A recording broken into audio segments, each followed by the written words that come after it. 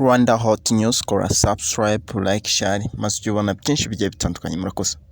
Imiryango y'abanyamurenge ituye hirya no hino ku isi tariki 13 Kanama ifatanyije n'inshuti kwibuka abavandimwe babo biciwe mu nkambi ya Gatumba mu gihugu cy'u Burundi hari mu ijoro ryo kuwa 12 Kanama 2004 ubwo impunzi z'abanyamurenge bari barahungiye mu nkambi ya Gatumba mu Burundi baturutse Uvira muri Repubulika Iharanira Demokarasi ya Kongo Kinshasa abagabwaho igitero baricwa. Hashize imyaka 17 abo banyamurenge bagabweho igitero aho kugeza babazwi bahasize ubuzima bagera ku 166 kwa 13 Kanama. Abanyamurenge batuye hirya no hino ku isi no mu Rwanda by'umwihariko bibutse izi nzirakarengane ziciwe mu Gatumba. Mu muhango wo kwibuka izi nzirakarengane, Reverend Pasteur Dr Antoine Rutayisire uyobora paruwasi ya Remera mu itorero Anglikani yavuze ko nk'uko ijambo ry'Imana ribivuga kwibuka ari ngombwa kandi ko bifite agaciro gakomeye. Reverend Pasteur Dr Rutayisire yasabye abanyamurenge by'umwihariko ababuriye ababo igatumba kujya bibuka birinda guheranwa n'agahinda ahubwo baharanira kujya imbere.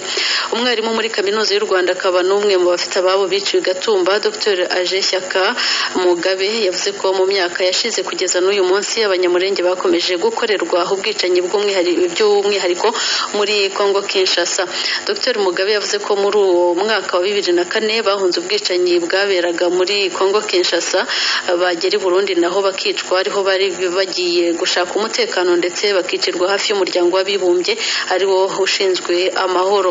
Abarokotse mu Gatumba kandi bamaze no gushyiraho ihuriro bise Gatumba Foundation bizeye ko bizeye ko izakomeza gusaba ibihugu bya Kongo n'u Burundi kugira icyo bikora kugira ngo ubutabera buboneke kandi abanyamurenge bareke gukomeza kwicwa. Dukomeza n'amakuru avugwa hanze y'u Rwanda. Muri Afghanistan abatalibani bijeje gukora ibitandukanye n'ibyo bakoraga ubwo baheruka ku butegetsi. Aba batalibani bijeje ko ubutegetsi bwabo butazagendera ku matwara akaze nk'ayo bagenderagaho mu myaka 20 ishize ubwo bari ku butegetsi yarimo akandamiza abagore.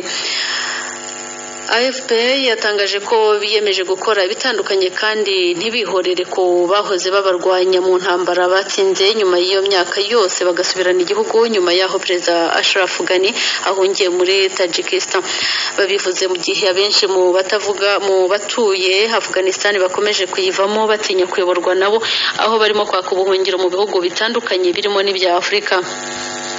Mu butumwa bwatanzwe n'umuvugizi wabo mu ijoro ryo kuwa 2 tariki 17 Kanama, Zabihullah Mujahid yavuze ko ubutegetsi bwabo bugiye kurangwa n'imikorere itandukanye n'iyabaranze ubwo bari bafite hagati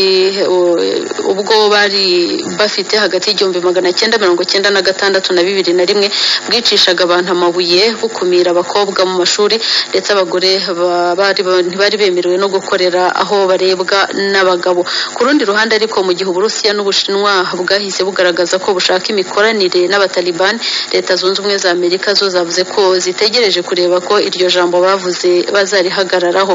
Amakuru avuga ko mu murwa mukuru Kabul amaduka yongeye gufungura imiryango n'imihanda ikaba irimo kugaragaramo urujya n'uruza ariko amashuri yo akaba gifunze ndetse icyoba ngo kiracyari cyose.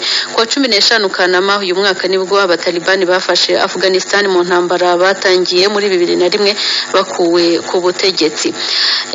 Ni mu kanya gato nkagaruka dukomeza na